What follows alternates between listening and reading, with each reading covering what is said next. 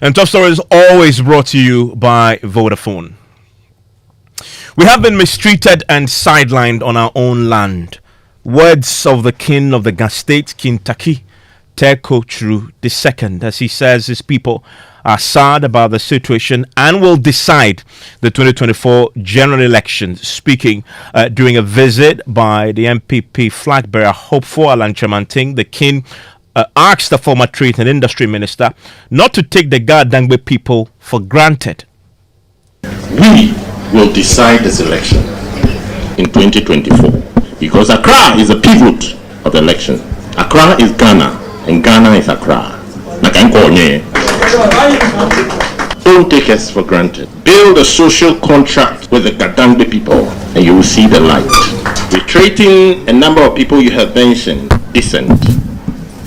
Kwaje and all. These were great men who stood and fought for this party. If you win your bid, which we pray you do,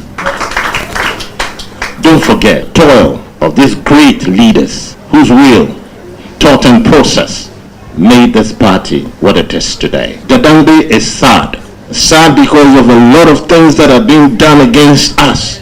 That is why I'm speaking in English today. And I want you to hear, we are sad. We are sad about the way we are being treated in the capital. People just get up, go to a place like Agbogloshi and start building. Why? Without any recourse to the traditional authority.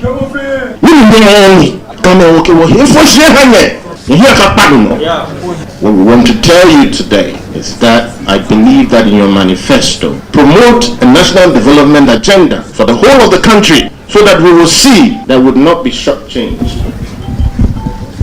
And we pray that if your bid is successful, you think about our lands too. A release of it will make them be very, very happy and in support of your claim.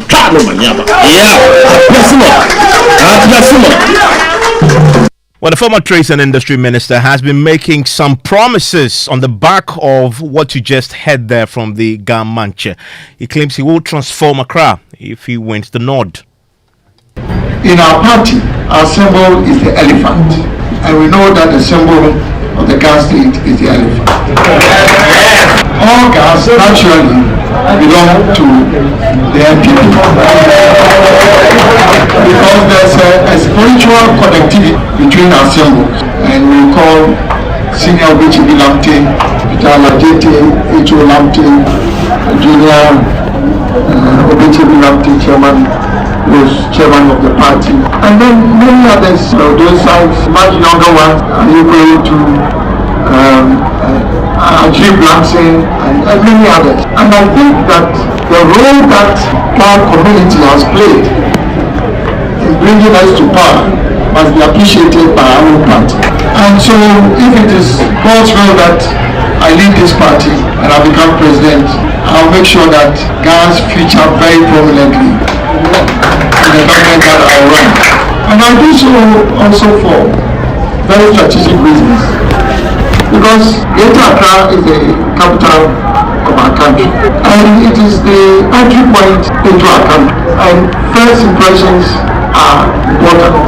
And so it is our own interest as a government to lift up the Gas State. Secondly, the two most important challenges that confront us as a nation currently are maintaining a strong, resilient economy, and then secondly, creating job opportunities, particularly for our youth. Now, these two challenges cannot be dealt with significantly without transforming our country. Since independence, we've been to the IMF, I think 17 or 18 times. We are currently working towards receiving a package from the IMF. We have to reverse this trend, and the only way we can reverse this trend is to have a transformational leader who can move the country beyond growth to transformation. And in all humility, in all modesty, I believe that I offer that opportunity to bring this country on to transformation.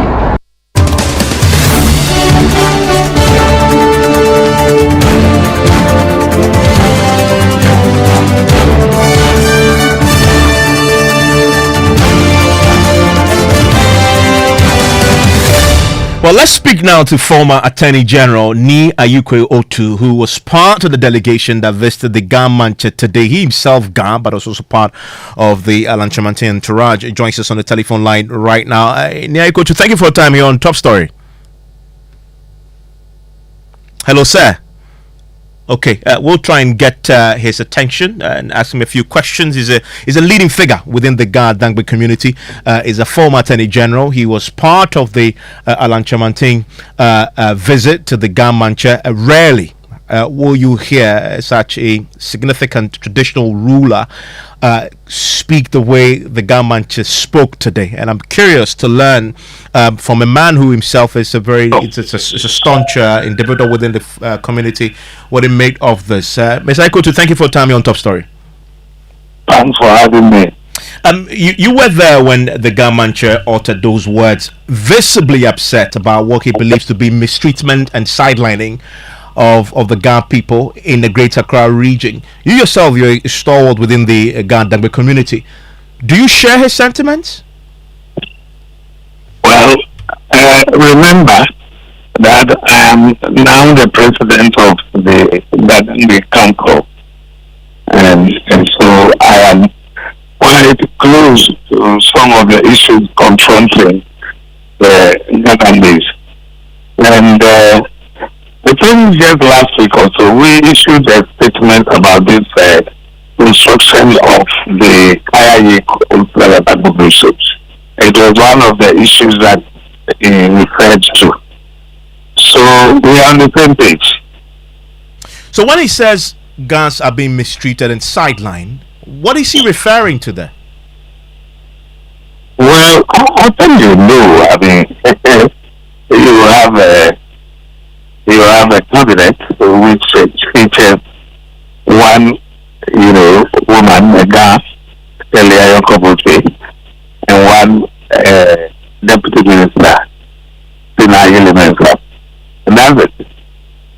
So I think the evidence is there. So primarily, it's a comment about GAN's representation at the political decision-making table. Not only that, you remember he spoke about the land issues. Many of our lands have been vested, while other areas we are getting their lands being divested, ours remain vested. There has been quite a number of compulsorily acquired lands of governors. Most of the time, they don't use it for the purpose for which it is acquired, and then it ends up in the hands of individuals. Meanwhile, compulsory acquisition means the land is required in the public interest and to be used for a public purpose. But that is not what we find, even at the Agubuchi. Is that what we found? You would recall that there was this Nanumba and Kokomba conflict as a result of many people rushed to come down to Accra. They had nowhere. The GAN Manche was approached. He asked them to go and live at Agubuchi. Then it became a slum area. Our searches, however, showed that he had previously been acquired for development into a recreational area, But then, if they no longer want to put it to that use, you'll find that they started talking about Kayayi hostel. But when we got there, we were shocked that there was a huge war coming up for Agenda 111 hospital. Our predecessors showed that they intend to build a hospital there for Ablikuma South. I mean, what is the difference between that place and Kolibu, which is a tertiary hospital serving in West Africa?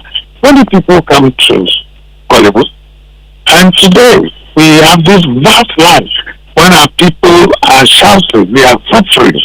And Accra, you've been, I don't know whether you have any roots in Accra. I know you speak that frequently and fluently.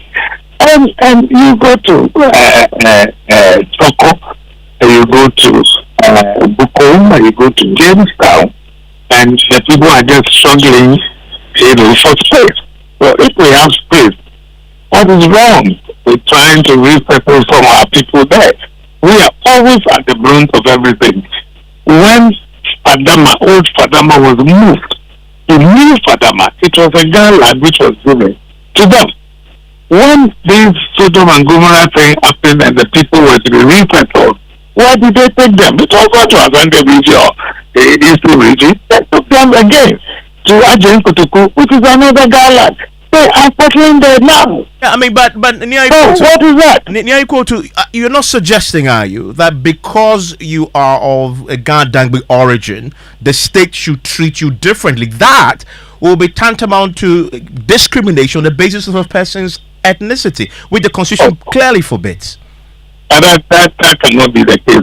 Is it not the Constitution which provides that we should have a fair development and we should always take regional representation into account in whatever we do? Is it not the The example Constitution? you cited of the Agbo No, I'm asking you, is it not in the Constitution? It is in the that as we do things, we should look at regional balance. I'll come to the representation. So is it me who's saying so? Or our Constitution, the fundamental law of the land which is saying so? But you just suggested that in the case of Agbogboshi and the people, Gans are always on the receiving end of a raw deal because they are not being given, almost suggesting preferential treatment in these allocations. That you misunderstood me completely. I spoke about compulsory acquisition of land. But it is all lands which are always compulsorily acquired, isn't it? Using the whole of the university, the airport, the whatever, all the places that you have, I think that's the lands that have been taken over. And when they are taken, we were here when we were discussing this issue of Achimota forest or whatever. What happened to it?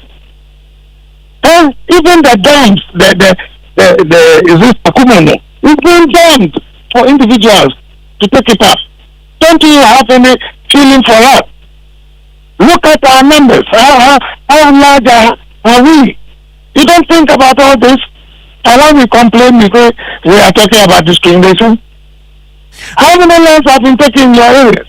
Compulsorily acquired and for what purpose? Your first concern was the underrepresentation of Gans in Akufo-Addo's cabinet. You said there are only two of them, two people of Ga Adangbe origin in the cabinet. Isn't that an indictment of this government, of which you were part of? You asked me whether I share the concerns of the king, and I said yes, I do. Yeah, and going forward, I also cited example that is not taken out of context. And then I justified it with the Constitution. But the Constitution is there for all the parts. Talks about regional balance. What have we said which is wrong? Yeah, no, I'm just questioning. I mean, considering. What are you questioning? The thing is the constitutional provision. It says do this. Yes, what are we supposed to be questioning? It is a factual statement. However, I am making a point about, because it's coming from you and you side with the concerns expressed by the Gamanche. You yourself, until very recently, was a member of the government that you say is underrepresenting Gans in its cabinet. I'm pointing out to you that you concede that is an indictment of that government you were part of. I am saying that, is it not what the Constitution provides? So if the Constitution provides for something and then one talks about it, should that be a big issue? Well, why should it be an issue that if we take all that into consideration, maybe next time when we are doing things, we may do them right? Because you are asking me, have you raised this? What promises did Alan make? And Alan also said that I'll make sure that I get some of you in my cabinet. I will let your people play a role. Have you raised this? I think we need to stretch this matter. No, there's really nothing to talk about. We all know the fact. Have you raised this with the president? And I know he is your friend. You were part of the government. Have you raised it with your government and officials with power to change the representation that you talked about? Why to waste time on this? The government has said something. You asked me whether I agree. I said yes, I do agree with him. I have also cited an example that is not talking out of context, but it could be placed within context. Allah also said something certain context that I will make sure that you people also, looked after things like that. You know the history. This shouldn't be. Let's talk about other issues also. I mean, we shouldn't waste too much time on this before we say Jack, it will be all that but I believe you. Will pick and go and put it up. I believe you raised it because you believe it can be fixed. You say it's a constitutional imperative. My question to you is: have you raised it with the appropriate authorities, especially the one that has to do with representation of Ghana's in cabinet? Look, do I have to come and sit here and talk about all these things? At the end of every election, don't you think about what to do? You have all those experiences. So, I mean, don't let's come and talk about these things in public. We've done our part, we've done what we can. But I'm saying that the government did not say anything out of context. That is the point I'm making. And if anything at all, it is still in constitution. Let us look at regional balance. That is all. You are sitting here. How many Ghana radio stations do we have? You have please let me learn. When we are told there are no frequencies, but quite often we get new radio stations coming up, television stations coming out all the time. But you must have the resources to establish a radio station. If we can apply for one if you have the resources too. And I'm telling you that these are things we have done for no reason. When we are told that it is not available, and yet new ones are always being open. You mean people of Ghana origins are applying to the NCA for licenses to open radios and they are not being granted? That is what I've told you, that we are not able to acquire any frequencies, and every time, every day, we find new frequencies, new radio stations. So when did Want to Be Radio when did Want to Be TV come on board? I mean, I'm not sure you're being fair to Want to Be. I know he's your party member and you possibly have had this conversation with him internally, but he applied, he got. I mean, I haven't seen the evidence that suggests that people of Ghana origin have applied to the NCA or are seeking to open, gas stations, and they've been denied. The radio stations, do you know of? There was a community one. There is the Latin, which is part of GBC.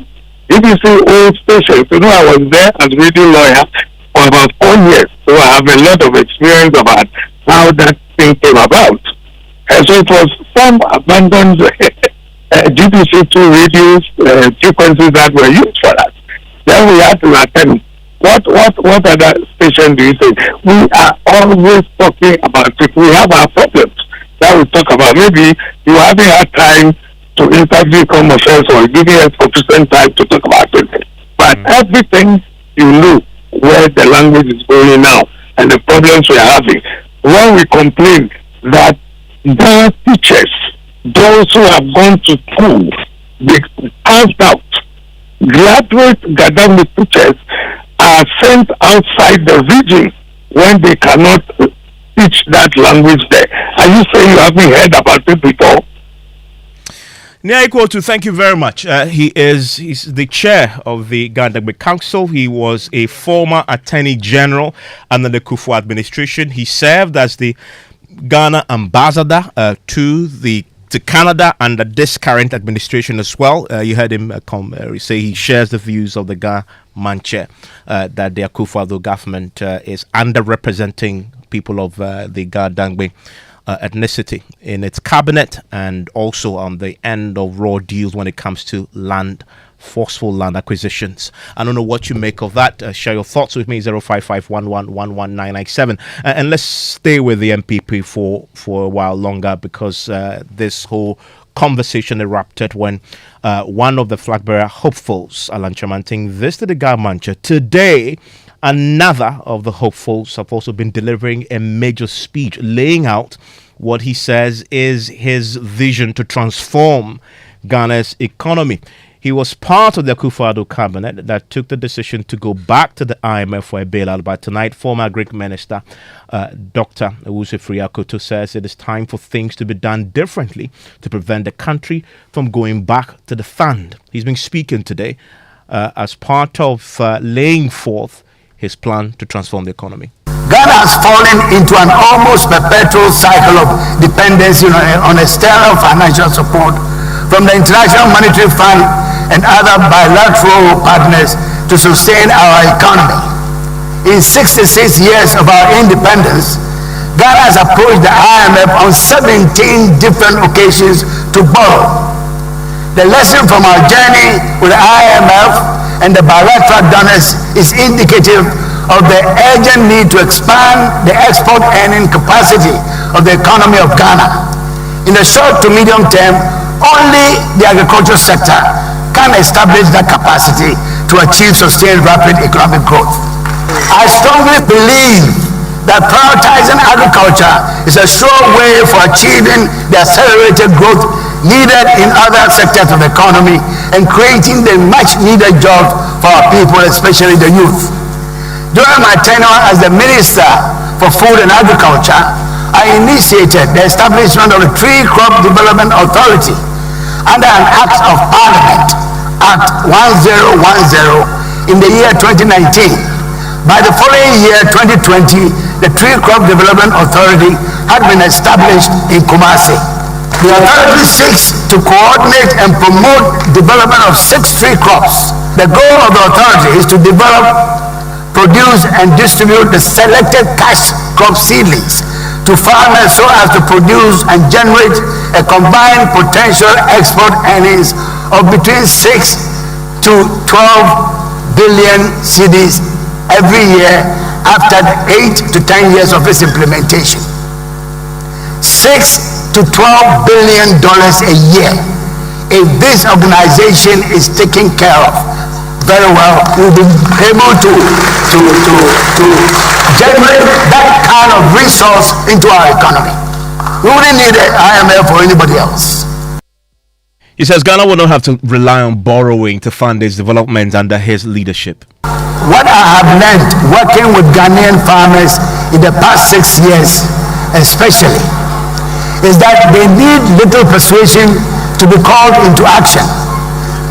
The minimal incentive of the PAG subsidy and others was enough to generate unprecedented growth in the agricultural sector, 8.4% in 2021.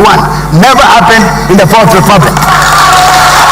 Such hard work of the Ghanaian farmer represents a resource that the nation ought to tap into to get us out of the clutches of borrowing to finance our development.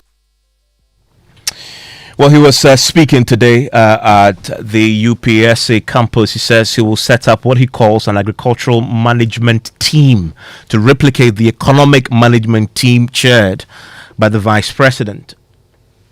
There is the urgent need for things to be done differently if we are to succeed in transforming our agriculture.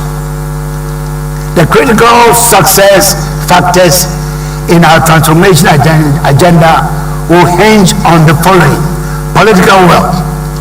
Ghana has to prioritize agricultural transformation at the highest level of government through the implementation of a well-defined vision and strategy.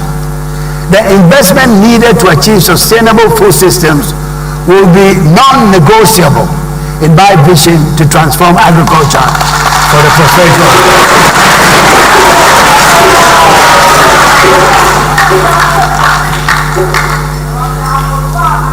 The first Prime Minister of India, Jawaharlal Nehru, once said, and I quote him, "Everything can wait, but not agriculture," unquote. Everything can wait, but not agriculture, unquote. Governance structure.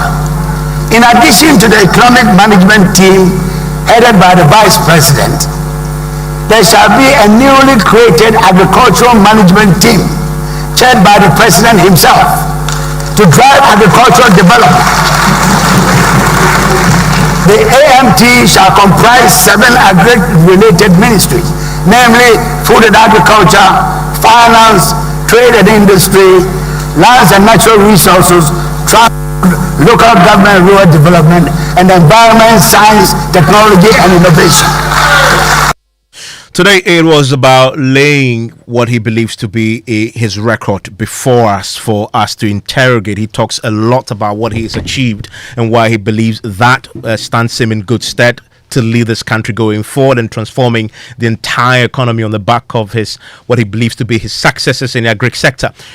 So let's do exactly that. Let's interrogate that record. One of the things that he's been talking about is about whether he's managed to deliver food security or not. My colleague with the research desk, Kofi Ajay, is in the studio with me. Kofi, this is what he said about this, because you will be measured ultimately, regardless of the policies you introduce. If it has to do with agriculture, the ultimate measure is did it deliver food security for us all. This is what he said about that. Irrespective of limited resources and global crises such as COVID, climate change, amongst others, under my leadership of the sector, Ghana has improved its food security index and made food available to all year round. The country has also been transformed into the breadbasket of West Africa, maintaining self-sufficiency in our stable crops. This is a practical example of agriculture providing resilience to the Ghanaian economy. So he says that under his leadership, Ghana has been able to improve its food security index. Is that the case? So talking about food security index, you have to look at two things. You have to look at the score and the rank. Our current rank is the worst since 2016. So we are ranked 83 out of 113 countries. If you compare this to the 2019 record of being ranked 59 out of 113 countries, and you compare that to 2016 as well, this is the worst rank we've ever had since 2016. If you look at the score, on the other hand, it's been declining since 2019. We scored 62.8 out of 100 in 2019, declined to 53, and in 2021 declined to 52, and now we are hovering around 52.6. So that is the record for you. And we've done a trend analysis of this. What's the trend? Is it trending? Is the rank trending upwards? Because the higher the number, the worse the performance. Absolutely. And then for the rank, and then there's also the second indicator. So the rank is worsening, whilst we also see the score also trending upwards. So the ranking's trending upwards. Absolutely. Okay. And then the score is also trending downwards. Okay. So we are scoring less compared to 2019, where we had the highest since 2016. Okay, but he was there since 2017. Yeah. What happened between 2017 and 2019? Was that an improvement? Exactly. He inherited a score of 47.9, improved it to 62.8. That's the highest we've ever seen if you look at this period under review. Then since 2019, it's been declining from 62.8 to 53 to 52, and our current score is 52.6. Okay, so under his leadership, he managed from 2017 to 2019 get a very high score. Absolutely. And then since then it's been on a consistent decline. So when he said currently that under his leadership he's seen it improve the last 3 years, you can't say that's true. Not so. However, in his first 3 years, you could say he achieved an that upward trajectory. Okay, good. I mean, this is something that we'll be interrogating with his spokesperson, Augustine Junkte, will join us pretty shortly. But Newsnight starts right now.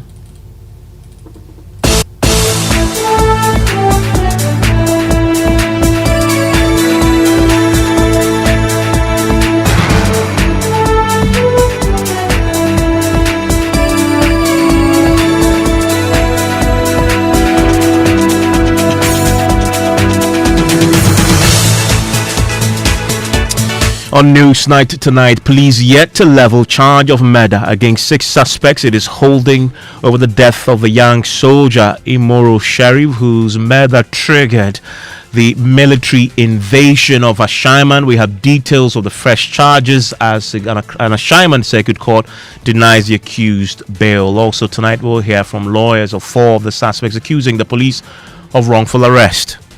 And when Yusuf Mohammed was taken to the CID headquarters and shown to the one who mentioned his name, the same person who mentioned the name Mohammed said, "No, this is not the Mohammed I'm talking about." Member of Parliament for Ashaiman, meanwhile, is calling on the Attorney General to ensure swift prosecution of the case. You all know our justice system. That's why I'm saying that we need the Attorney General to be swift. The court should be swift on this matter so that the perpetrators can't be punished.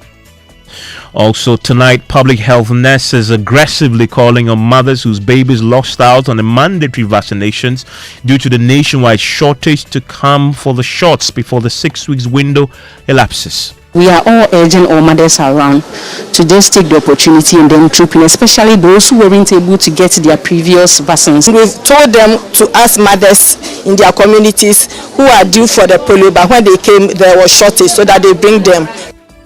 But can government sustain this supply? Listen to some mothers.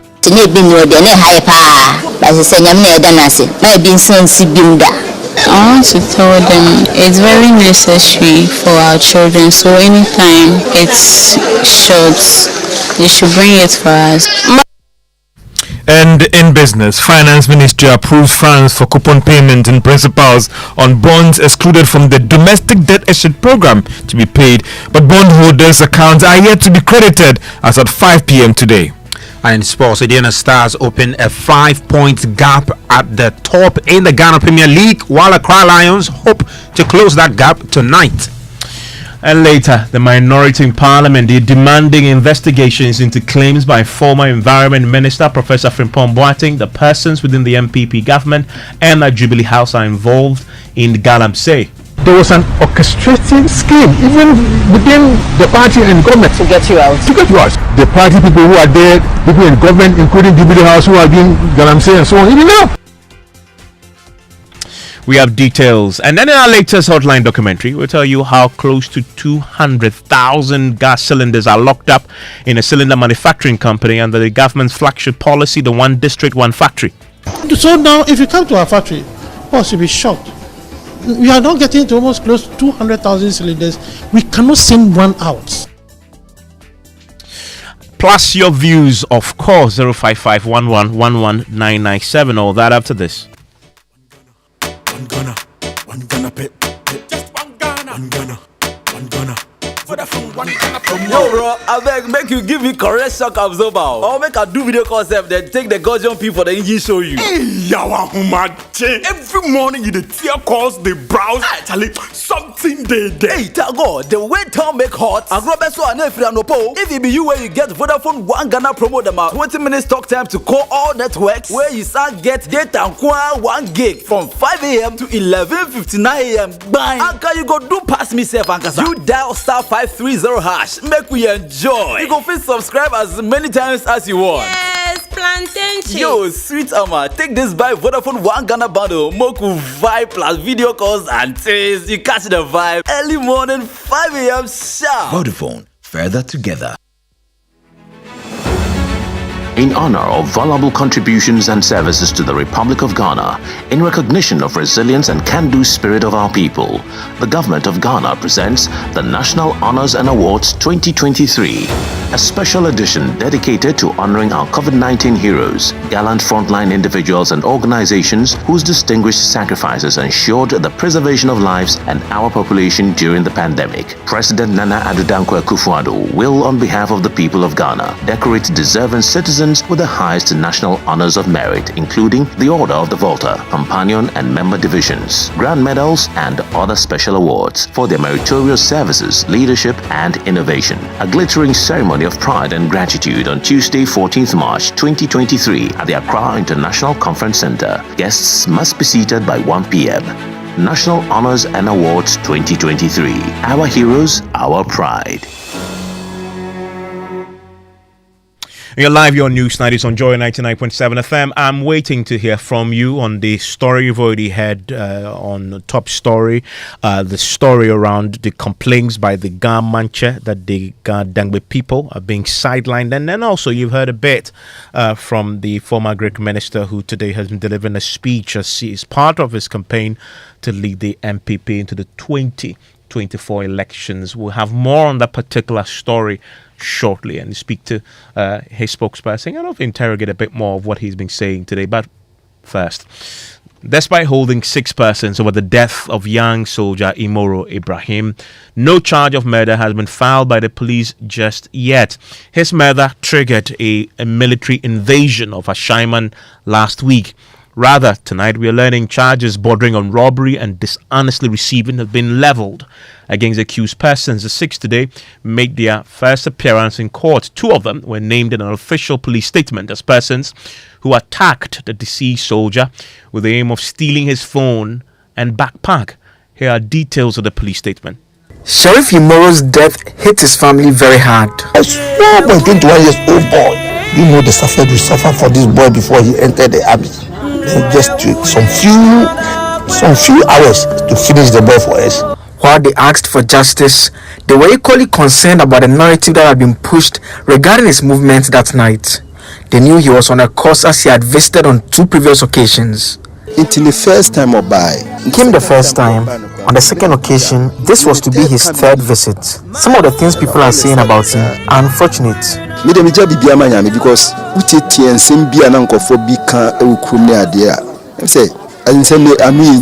I cried for several hours.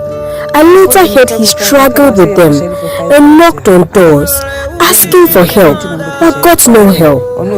I am told he kept shouting that he is not a thief, but they didn't leave him alone, and no one helped him.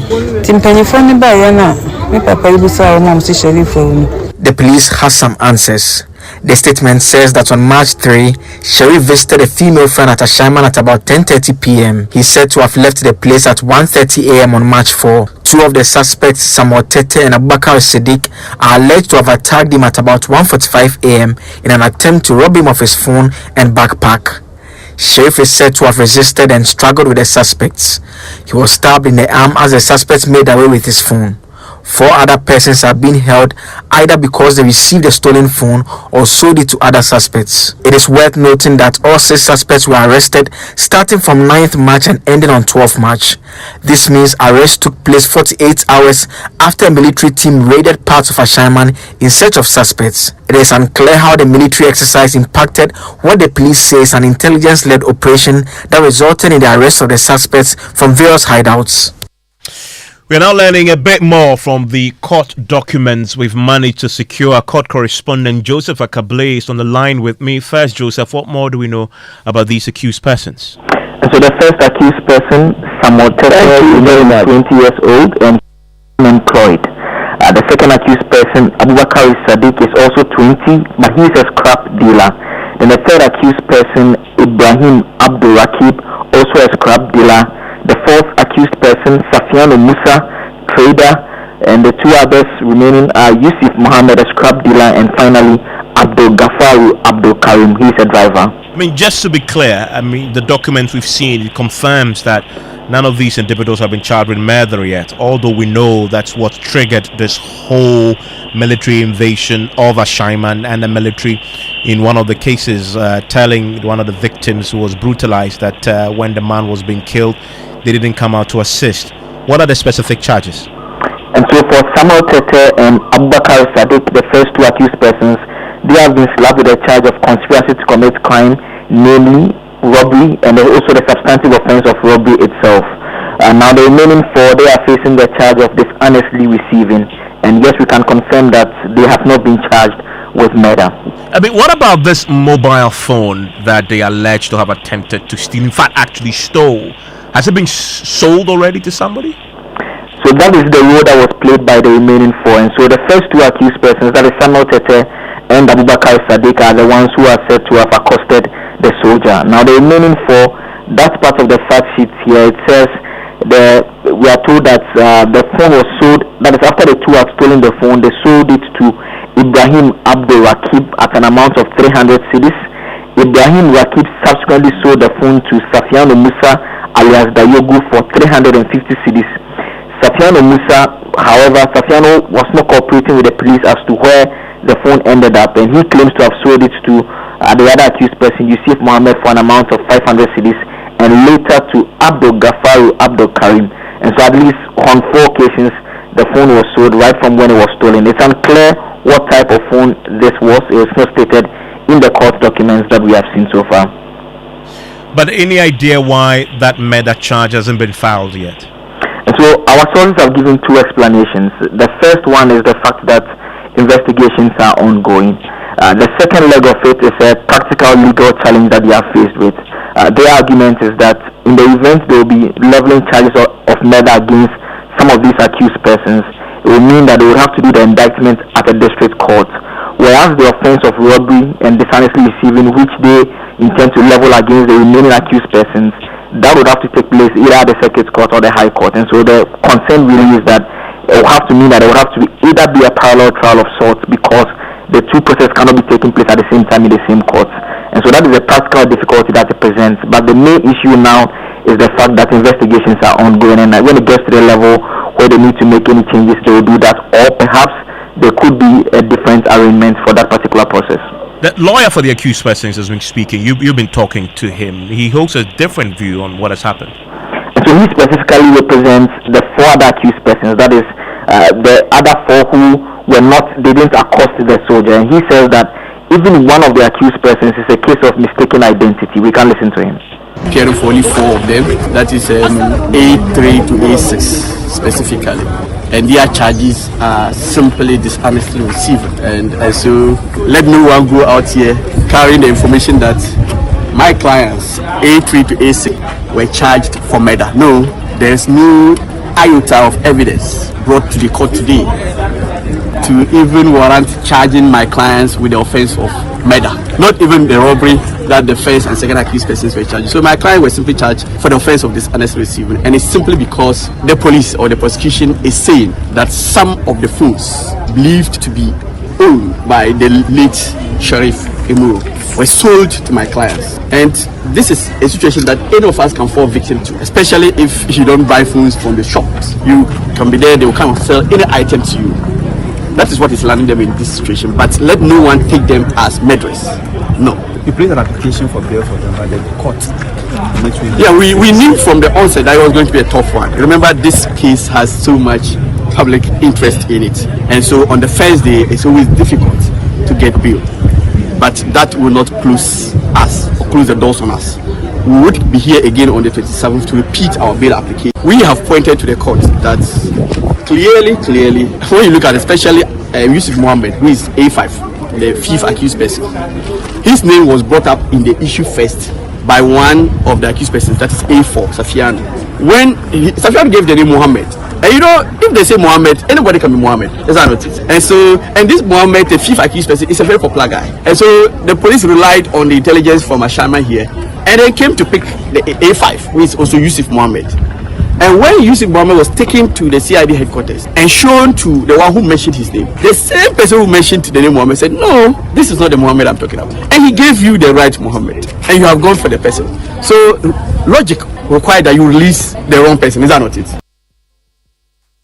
And that's a lawyer for 4 of the accused persons, Abdul Fattah, speaking to my colleague Joseph Akable earlier. But at the heart of this is the tragic murder of that military officer in Moro. And we can now speak to his uncle, Ahmed Abdul Rahman, who joins us on the telephone line right now. Thank you, sir, for your time here on Newsnight.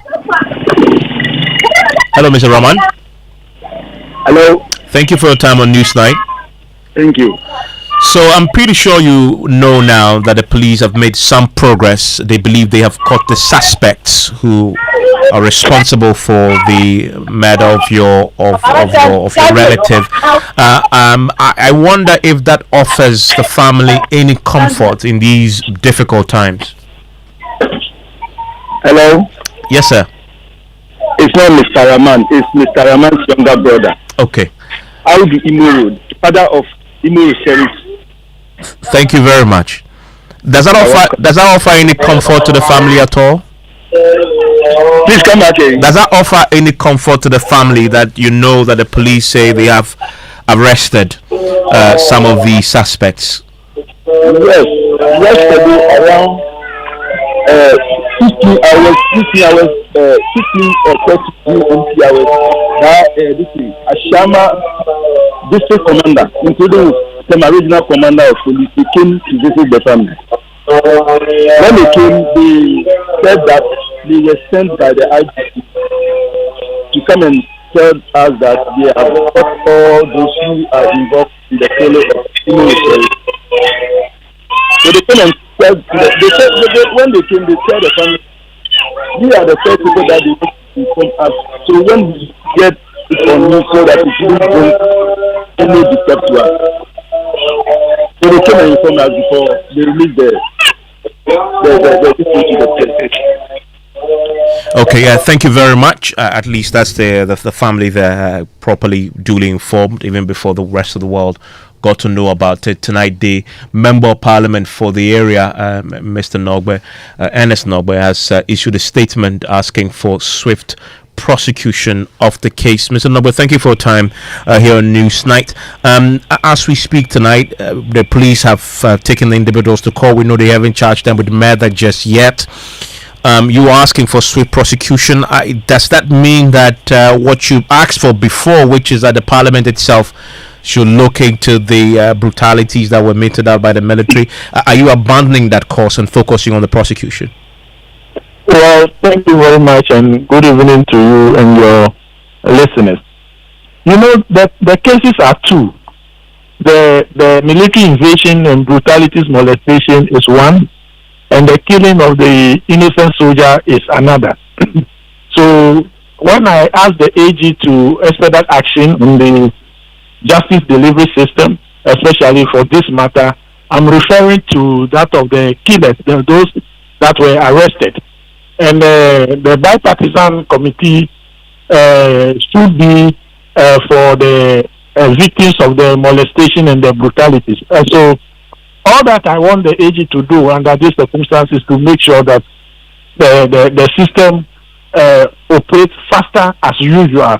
You know, you can bear with me that most at times cases of this nature may go to court and may be languishing there for almost 2, 3, 4 years, 5 years.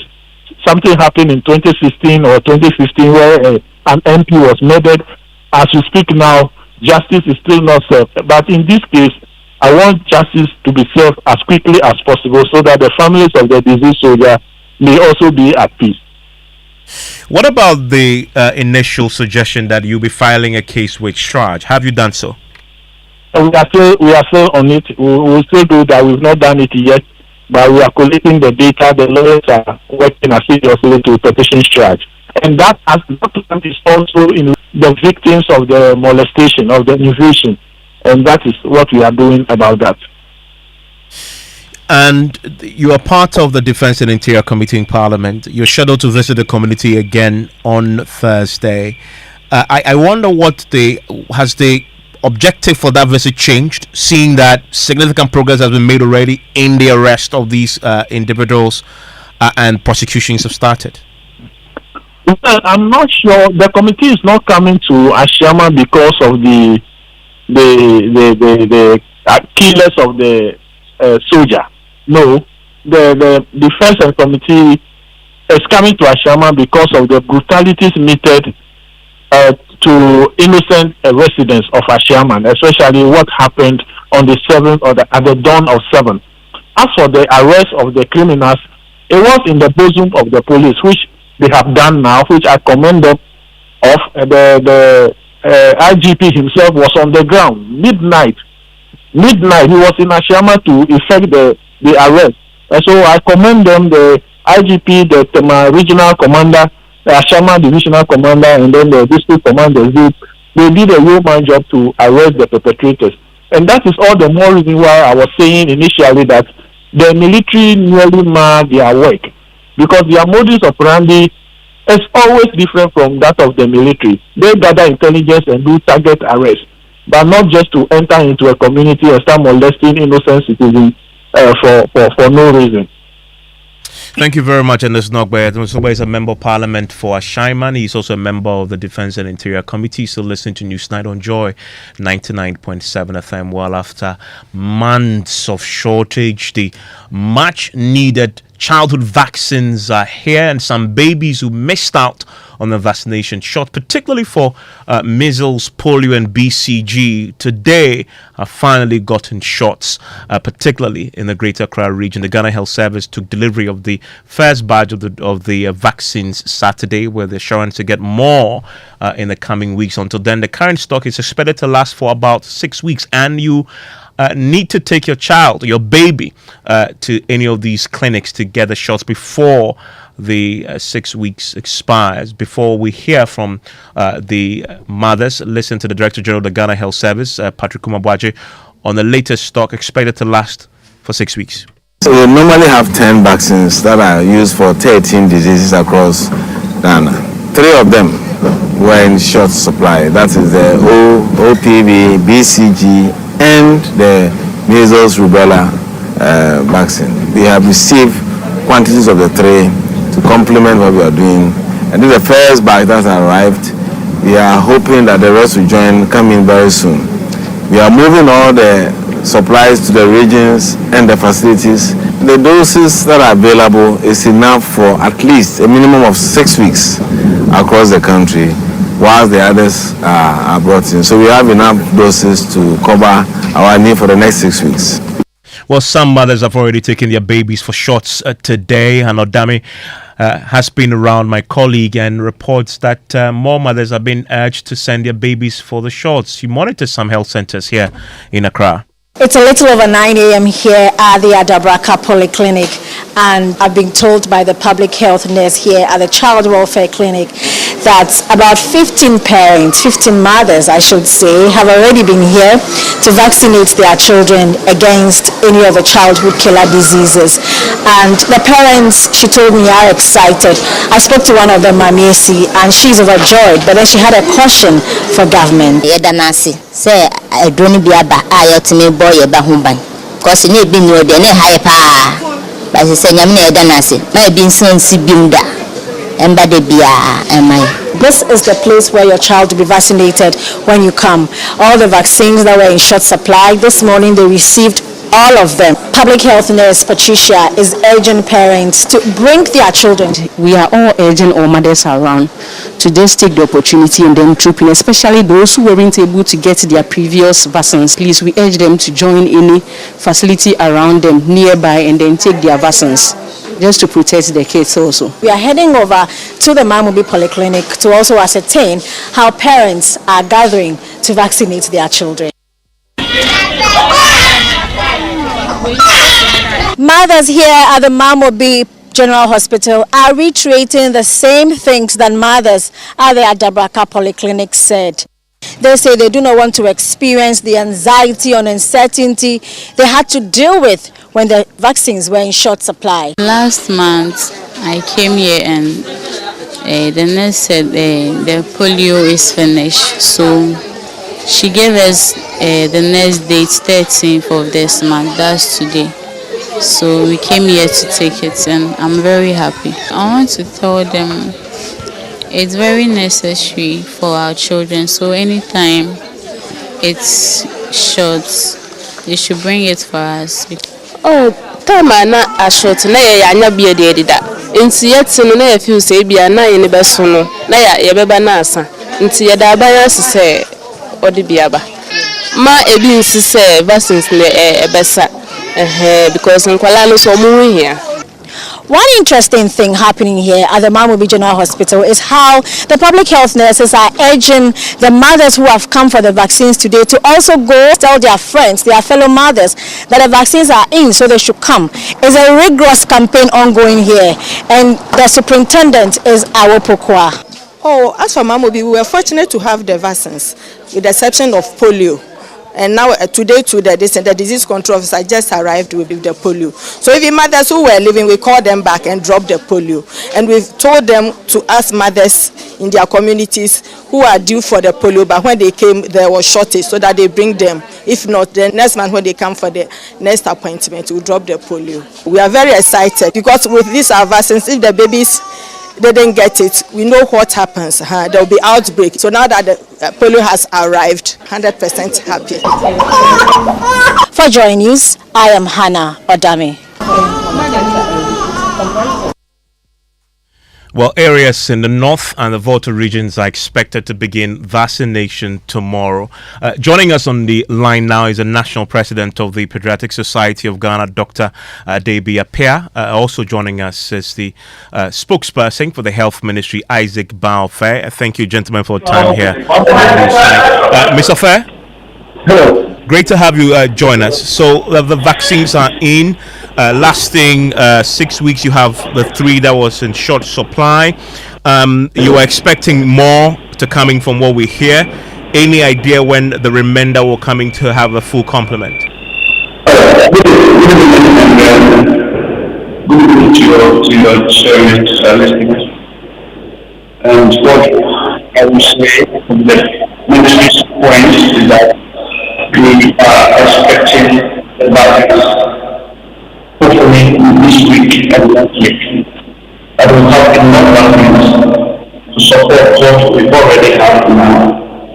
And we are showing that the shortage would never happen again, because we all know what has happened, what led to this particular crisis that we have put. And so within this week and next week, we're going to receive that quantity of vaccines. The last Thursday, when they had a minister was speaking on health therapies, he made mention of we should expect the vaccine within 2 months. Hopefully and thankfully we have a response last Saturday. This week we are expecting another commitment from the minister. Hopefully next week we will have another consignment.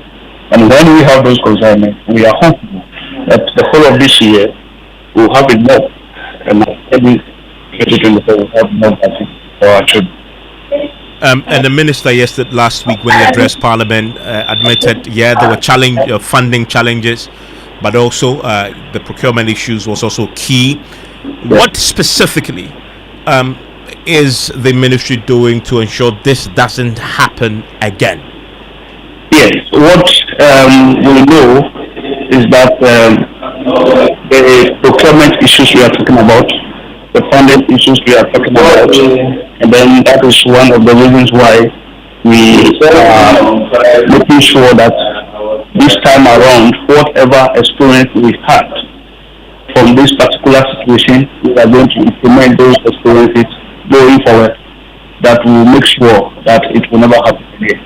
One, we are talking about upsurge of or the depreciation that has taken place. You and I are aware that there have been a number of issues regarding national health insurance transmission of funds to the Ministry of Health. All those funds have been transmitted in Ghana cities, the local currency. We are going to procure the vaccines. It should be in foreign currency. But changing from Ghana city to dollar became another issue for us to handle. And so we are planning ahead of time so that issues like this will never happen again. Thank you very much. Dr. Debi Appiah is with me, and he is the president of the national president of the Pediatric Society of Ghana. Doc, so now the vaccines are in, but we know before they arrive, we've had a measles outbreak. I wonder whether, from the Pediatric Society of Ghana's point of view, you want a prioritization of the distribution of the vaccines that arrived over the weekend.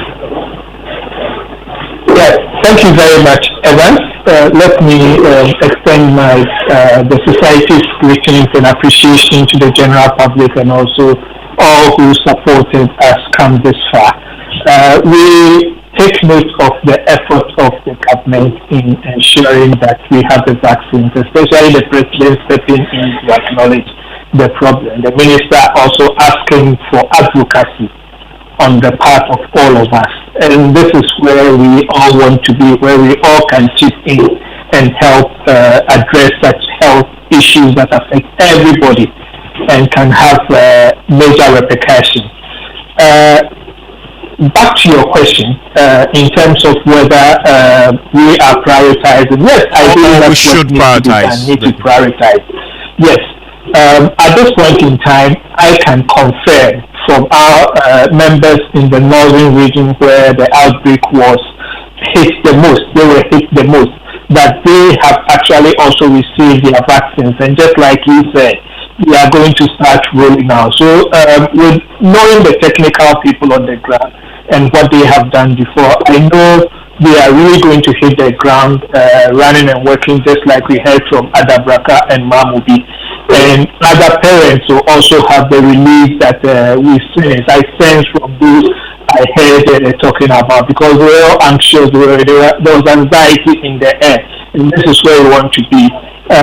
Thanks. And very quickly, for parents with babies who contracted measles, this is a vaccine, so it won't cure you. What should they do now? Yes, so in terms of vaccination, which is a passive introduction of the virus or the causative agent so that the body builds immunity. When it comes to the immunity that is lasting, most diseases will require or will need the vaccination to be added to. So even the child has had an infection, we still need to go back to the immunization centers and then have the child vaccinated or immunized against the diseases.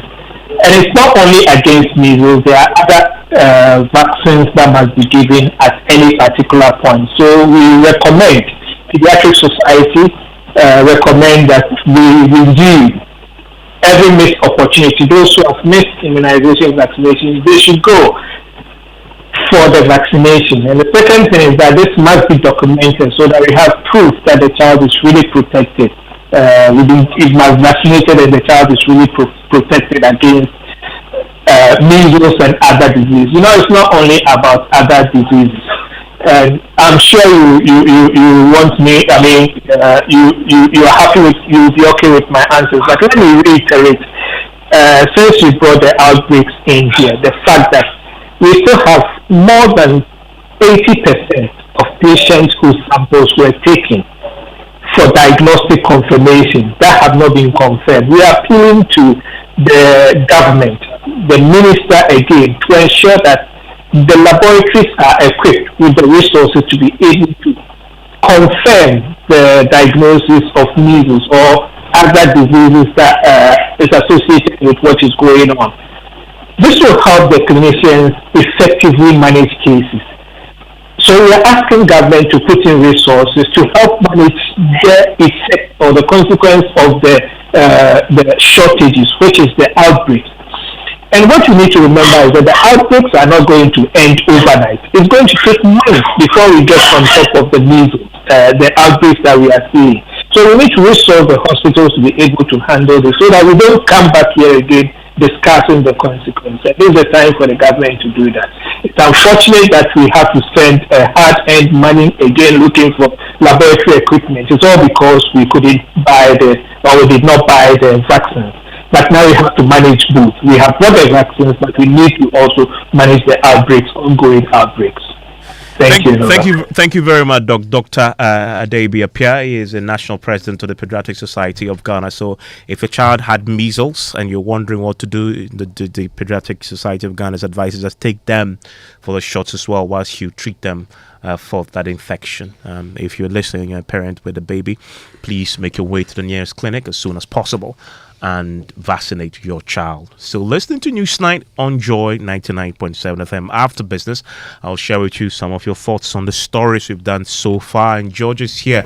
George, the Finance Ministry, they told the world we should expect payments to be processed by the 13th of March for all coupons and principals that have matured last month. For those who did not sign on to the domestic election program. Today is the 13th. What's the verdict? Well, as at 5 p.m. and even checking with some of the bondholders, they haven't had their accounts credited as required in terms of the final. So you can say payment has been done when you have received your money, whether the process has started or not. What we are picking up is that the necessary funds clearance had been done at the ministry as far back as last Friday. We don't know why still these accounts have not been credited, and we'll be getting more details in business. Also, the Ghana Revenue Authority justifies recent tax assessments on multinationals operating in the country, insisting it complies with best international practice. The business news on Newsnight is brought to you by MTN Business. Welcome to the new world of business. Allianz Life and Ghana Pay. Me tycoon. Hey, see the plenty money you are carrying this early morning. Charlie, e-levy asemu. E-levy do what? As for you, you wait and listen to all the information before you start carrying money up and down like we are in 1995. The e-levy there, it has come. But you know MTN will always find a way to sort you out. Sort me out, Zese. Oh, so you don't know that when you transfer money between your personal accounts, cash in and cash out at agent points, buy airtime or data, pay bills, receive remittance from abroad, or even pay taxes, there are no e-levy charges? Hey, we are sure. Listen, there are a number of transactions you can perform with your MTN Momo that are not affected by the e-levy tax. And there's even more, Remember, your first 100 Ghana cedi transfer for the day is free too. Hey, na minimo. Now, dear, you know. There are a number of transactions you can perform with your MTN Momo that are not affected by the e-levy tax. So keep enjoying the security and convenience with MTN Momo and make payments on the go with MTN Momo. MTN. Son, we are so proud of you for setting up this hospital. I really love those hospital beds and waiting chairs. By the way, did you import them? No, Dad, I didn't. I actually got them from Kindle Books and Stationery right here in Ghana. Wow. We also bought our office supplies, safes, executive desks and chairs from Kingdom, and they gave us expert advice on how to set up our office. Guys, that makes 3 of us. I also got our sofa and bedroom sets, plus our dining hall furniture for our new home from Kingdom. Wow, Mom, that makes 4 of us. I usually get my stationery items from Kingdom, and my teacher also mentioned that our classroom furniture was provided by Kingdom. So there you have it. Whenever you're thinking about setting up an office or acquiring furniture for your home, etc., Kingdom Books and Stationery should be your first point of call. With over 40 years experience in the industry, we stock and supply a wide variety of globally sourced office and home furniture, stationery and equipment. Visit our head office, Osu Akwaje, or our office near the Osu Stadium. We're also in Tema Community 1, opposite Olam SHS, Kumasi KNUST campus, UCC Cape Coast, and now at the Marina Mall, Airport City. Or call us 0302 764101, 764209, or 762792. Visit our website www.kingdomgh.com.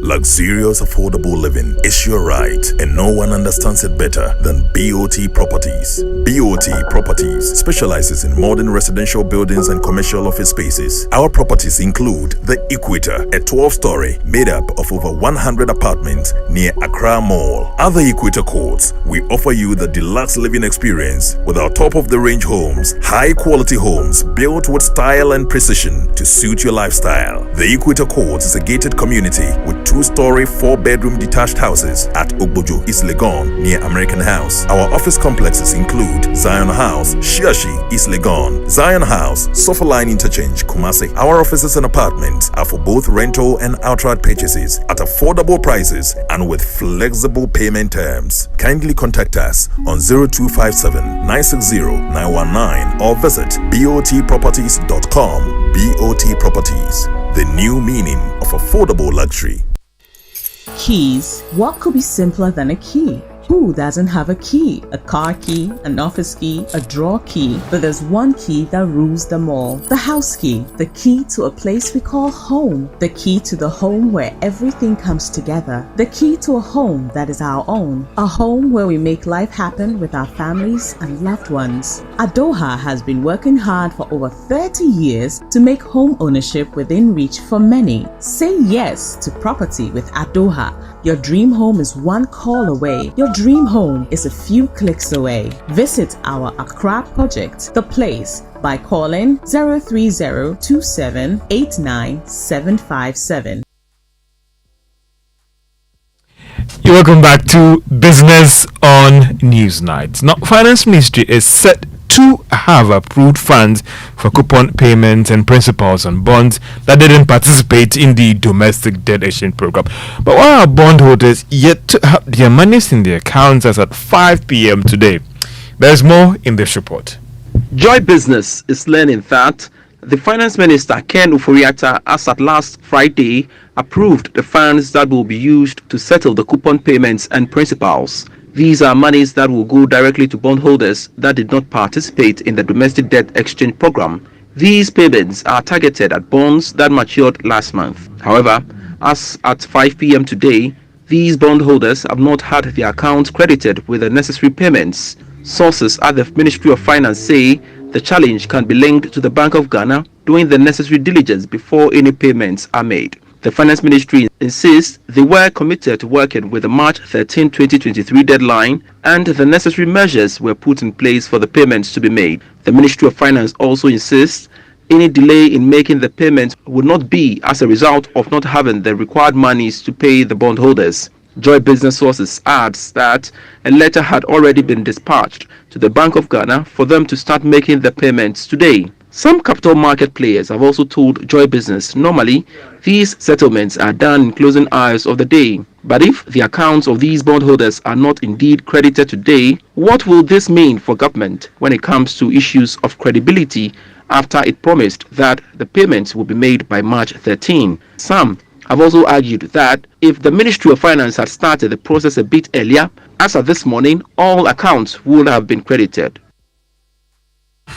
And that is the Business Desk report. Now, the Ghana Revenue Authority has justified tax assessment carried out on multinationals operating in the country. The authority has come under some serious criticisms of work done on some firms operating in the extractive sectors and the telecom industry as well. This was after it withdrawn the tax assessment running into millions of dollars on MTN. Tullow Oil has also moved their concerns to the International Arbitration in London. Commissioner General of the Ghana Revenue Authority, Reverend Dr. Amisha Dawosama, noted that even though he would not comment on the specific MTN and Tullow issue, their work done on the entire industry complies with best international practice. If it comes to some things like transfer pricing, as well as to allowable transactions or deductions, there may be some certain transactions that taxpayer in the past have treated it as funds that can be transferred, but when you come to know this one, basically it constitutes part of your revenue, and so you have to add it back. And when you do these assessments and we come out with the final assessment, it's important for us to understand that increasingly GRA, and for that matter government, is giving opportunity for taxpayers to be able to use this when they raise questions. Yes. What happened in the MTN case when you came out with your assessment and you had to withdraw it again? Doesn't mean that GRA was not doing a good work. I think that as far as the tax authority is concerned, we have to behave professionally, and by the laws of the country, cannot take up one-on-one in terms of specific taxpayers and discuss it in public, and therefore I am unable to talk. It says wrongly or something. No, I think that the issue about having been assessed wrongly is not a question of wrongly. It's a question of objection. First, you should understand the process. When the taxpayer is assessed, it has the reason opportunity to interact and discuss. We have the opportunity, once the assessment is raised, to be able to object to the assessment. There is a decision that can be made by the Commissioner General as far as assessment is concerned, and then if the taxpayer is not satisfied, he can move on. Commissioner General of the Ghana Revenue Authority, Reverend Dr. Amishadai Owusu-Amoah.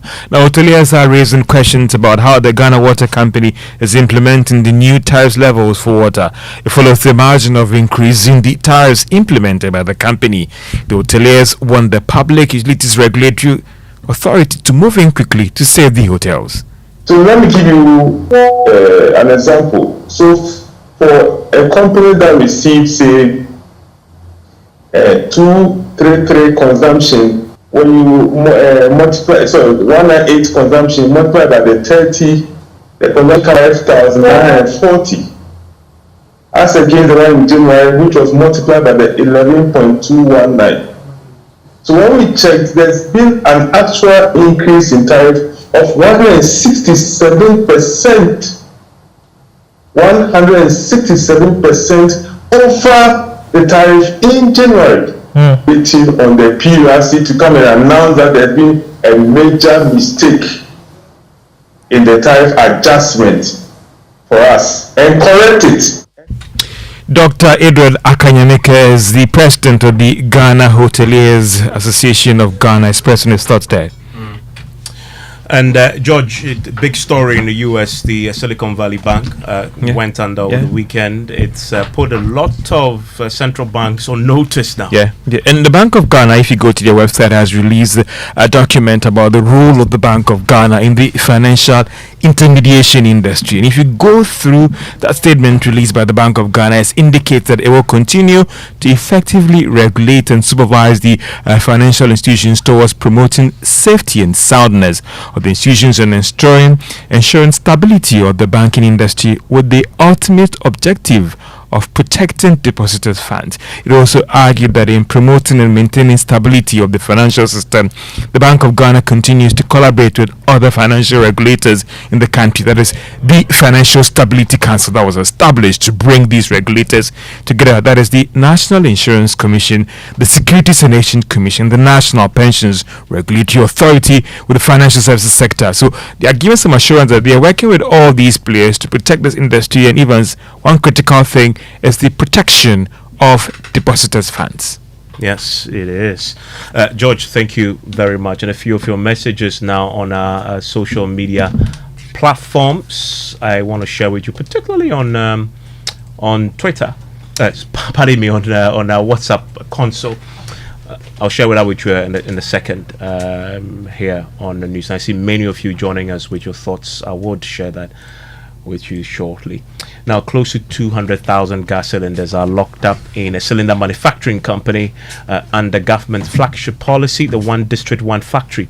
The factory located at Ewutu Breku in the central region is facing foreign competition that has grounded its operations. Managers of the factory are livid over what they describe as government's inertia towards the growth of local companies. Here are excerpts of our latest hotline documentary, One District, One Factory. Of the One District, One Factories are not limited to Casa de Europa and Petersfield and Ray Group Limited. There are dozens of such factories across the country that are in the same state as the ones in the central region. Ghana has been importing cylinders for many years, but this huge importation of cylinders should have changed with the establishment of the cylinder manufacturing company located in the Ewutu Breku district. So immediately we began our operations and we put our price out. This problem of import substitution, most of the people who were then importing immediately then decided to shift towards us. The patronage of the cylinders was huge, but today the company is out of business. Philip Asifwa is the CEO of the company. So now if you come to our factory, boss, you'll be shocked. We are now getting to almost close to 200,000 cylinders. We cannot send one out because of what these guys are doing. These Chinese, they just came in, took over the market, cut the price down, and probably they are doing this for some time. So they realize that the Ghanaian factories have died down. A nation supposed to be there for its people. China developed their country, they blocked everybody, and they developed their country. Deliberate policies, protecting themselves and making sure they got to where they are. Now they are rich and they are now hitting us. We cannot continue to talk about level playing field, because what they are doing, this is a direct attack on us in our own country. My brother, if you come to the factory, you'll be shocked. You see the cylinders plenty. We can't take them out, and workers are working. We have to let them go.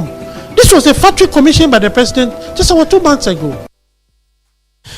And that's our latest hotline documentary. It airs later tonight on the Joy News channel at 8:30 p.m.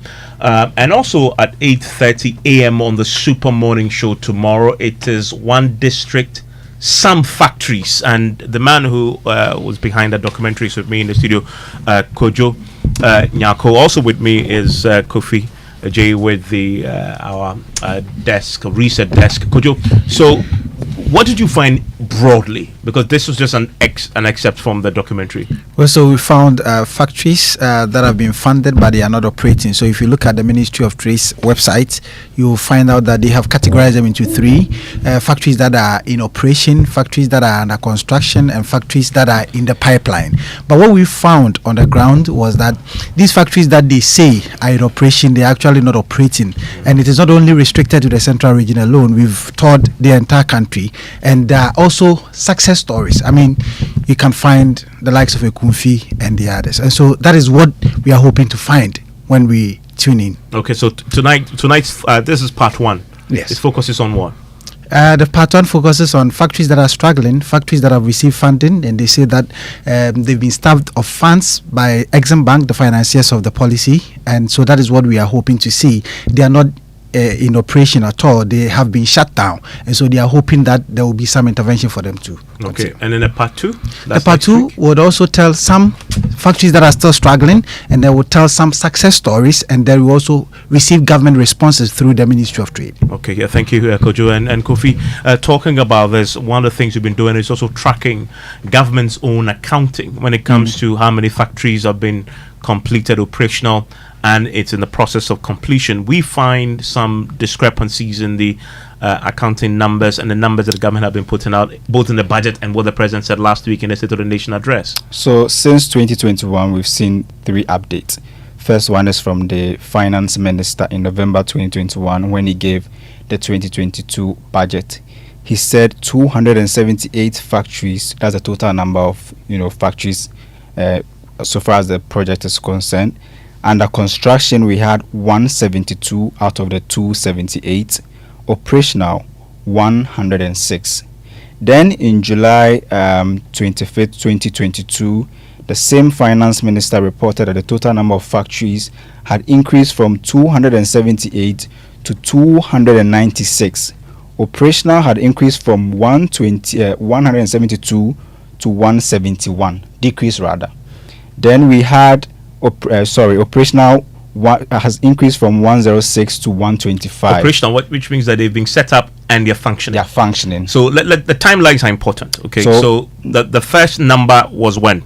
So we have November 2021. November 2021. Which document was this? This is the 2022 budget. Okay. Read by the finance minister. And what number was it the finance minister? Operational was 106. 106. 106. Exactly. And then in the State of the Nation address? So he gave, so the president actually gave the State of the Nation address on March 8th. And he said operational is still 108. But here's what we find interesting. So the finance minister said the total number of factories were 278. Now, when the president gave the State of the Nation address, he said there are 254. Okay, so that's we find a difference between the last update in July and the president's update. But I'm curious about the discrepancy we found between those that were operating as of the budget and what the president said. So here's the thing. As of the mid-year budget, when the finance minister read the mid-year budget, operational was 125. 125. Then the president came to give the State of the Nation address, and operational is now 106. Okay, so but that's very curious, because as of the mid-year budget review, there were more factories in operation. And then just this month, there are less factories in operation. Exactly. I mean, what accounts for that? I mean, because the clearly discrepancy there. Is it that some of the factories stopped operating in the last 6 months? So even under construction, factories under construction, it has decreased from the July 171 now to 148. Okay, so we assume that. So we're building 171 factories as of last year mid-year. Exactly.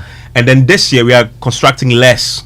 148. So we are assuming that is hard to explain. Exactly. We are assuming that maybe they are now operational, but we see the figure reducing from 125 now to 106. Okay, a lot of questions there. Thank you very much for that. Let's do sports now, and Bao joins us with the latest.